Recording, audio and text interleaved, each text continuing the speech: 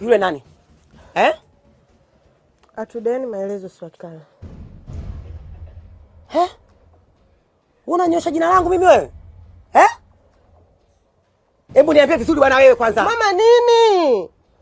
Kakupa shinga? Hajanipa chochote. Vipi kwani?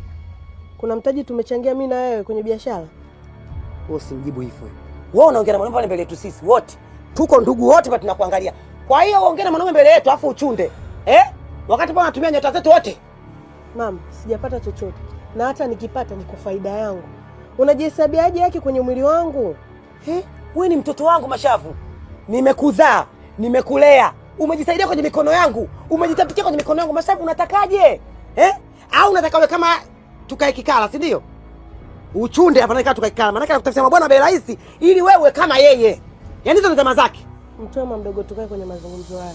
Mimi na Awadhi tumekubaliana sisi wenyewe. Hausiki kabisa mama mdogo. Kumbe natoa wazi.